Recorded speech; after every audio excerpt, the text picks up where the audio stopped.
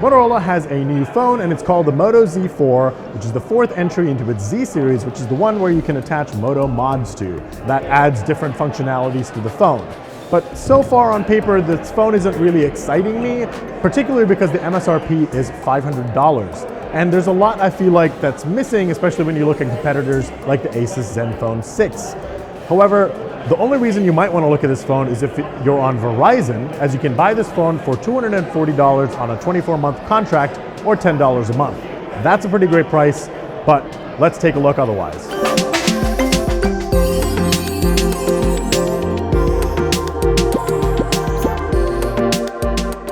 In terms of design, you're getting more or less what we've seen before. There's a classic Moto camera bump over here, the Moto logo, and the pins that allow you to attach Moto mods, and that stays secure magnetically. There's a mod like the JBL Sound Boost that enhances the sound that comes out of the phone. There's also a camera mod that enhances the camera capabilities. There's 16 different mods to choose from, and that really is the selling point or the differentiator for the Moto Z series. Now over on the front, you're getting a 6.4-inch Full HD Plus OLED display. It looks pretty crisp.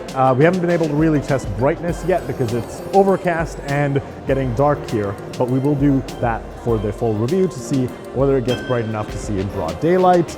And as you may have just noticed in that little demo screen, there is an in-display fingerprint sensor. That's why there's none on the back. So we haven't again tested this yet, but they've said that this should give you pretty good performance, as similar as the fingerprint sensor that we've seen before on the back of previous Moto phones. So that's going to be looking forward to. And of course you can see the display is expansive, really slimmed down the bezels on the top and the bottom. There is a notch over here. They're calling it the micro notch, and it's basically a teardrop notch, as other phone makers have called it. You're getting a 25 megapixel camera over there. Other than that, you're getting a USB-C charging port at the bottom, along with a headphone jack. Now the headphone jack is kind of important because, you know, most of us know the headphone jack is just basically gone from a lot of phones. But Motorola even took it out of previous Moto Z phones. The Z2 and Z3 didn't have it, but they brought it back because I guess people didn't like that they took it out. So it's great that they're listening to consumer feedback and brought that headphone jack back. It is Gorilla Glass 3 on the back and the front, and the back has an etched matte feel to it. That's the type of glass that they're using. And it really doesn't feel like glass on first impressions, but it does feel nice. And overall, I think the phone feels pretty sturdy. I like the size a lot. It fits pretty perfectly in my hand, and I'm able to reach all the sides pretty well. But again, I do have larger hands, so that may vary based on your hand size, I guess. All right, first things first, when you hear $500 phone, you're likely thinking lesser performance. This phone has the Snapdragon 675 processor with 4 gigs of RAM, and yes, it would have been nice to see the Snapdragon 855 like we have seen on the similarly priced Asus Zenfone 6. However, we've also used the Snapdragon 670 on the Pixel 3a and have had pretty flawless performance, really. So I think you can expect more or less excellent performance out of this phone. Maybe on the higher tier gaming apps you might struggle a little bit, but otherwise you shouldn't really expect too many issues with performance on this phone. Again, in our brief impressions, it's been fine, but we'll be doing longer term testing to really see how it holds up. And finally, you're getting the same core Moto features that you've come to expect from most Moto phones. For example, twisting the phone to launch the camera app, or chopping twice to turn on that flashlight, as well as one-button navigation and a 3-finger swipe down for screenshots. Those are some of the core features. There are a couple more available, but that's just the only additions that Motorola has added to the software. The in-display fingerprint sensor may be a flashy feature, but the real highlight here is the 48 megapixel rear camera combined with that 25 megapixel front camera. Now, Motorola is using a feature called quad pixel technology, which is basically pixel binning. It's combining pixels to give you the ability to collect more light, which should end up in a nicer low light photo. And there's a night vision mode to complement that stacks the images together, again, removing noise and things like that to just overall give you a better photo, not dissimilar from things like Night Sight on the Google Pixel 3a, which is a $400 phone, or Huawei's night mode.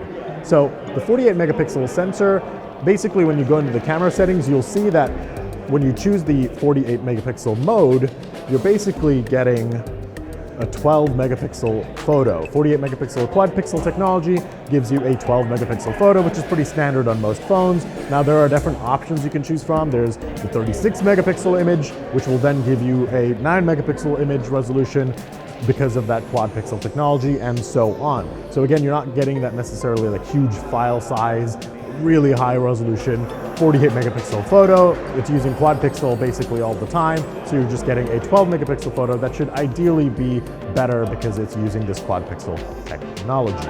25 megapixel camera on the front also has the same quad pixel binning technology, and there are a couple of AI features that Motorola has added into the camera. So there's auto smile capture, so you just have to smile and it'll capture a selfie, as well as a mode that basically gives you smart composition, where you'll point the camera at a subject and it'll tell you maybe shift it to the left a bit, because that's the better option for a better looking photo. In terms of software, that's the last tenet that we sort of have to hit. There is some bloatware from Verizon that we can see, as well as some weird games like Pet Rescue Saga, But otherwise, you're getting a pretty close to stock Android experience. Unfortunately, Motorola has only promised one Android version update at the moment. So this phone is going to only get Android Q when that comes out in August. And we don't really know if it'll get the next update. So that's kind of the problem with this in terms of why it's not an Android One phone like the recently announced Motorola One Vision. That phone will get updates for 3 years, whereas this one will only get updates for about one, at least version updates. This will get bi-monthly security updates for 2 years. Motorola has added their biggest battery ever to a Z series phone. Now it's not as big as the Moto E5 or the Moto G8 Power, which has a 5,000 milliamp hour battery, but it has a 3,600 milliamp hour battery, and Motorola says that should give you 2 days of use. So we'll definitely do testing on that to see how well that holds up, but it seems safe to say that that's probably a good idea of what to expect. And there's also 15-watt turbo power charging, so you can charge your phone pretty fast. And again, we'll be doing more testing on that to see those exact numbers. This phone is available in gray and white, and it also is available exclusively on Verizon in terms of carrier partners. You'll also be able to buy it from Best Buy, B&H, and Amazon. So there's a couple of different pricing options for the Moto Z4. From Verizon, you can get the phone again for $240 or $10 a month for 24 months. But that's again if you're on Verizon. If you want an unlocked version, there will be an unlocked version. However, that will cost you $500. Starting June 6th, though, you will be able to get that phone for $500. But it also comes with the 360-degree camera Moto mod. So that's sort of an additional mod that you can add on, and it gives you the ability to take 360-degree photos. Pretty nice feature, I guess, if you're into 360-degree photos, but otherwise it may not be the mod that I would be interested in. Something like the sound boost, where you can boost up the speakers that are playing music from this phone, might have been a better bundle option, but whatever. At this point, you can only get the 360 Moto Mod bundle with the Moto Z4.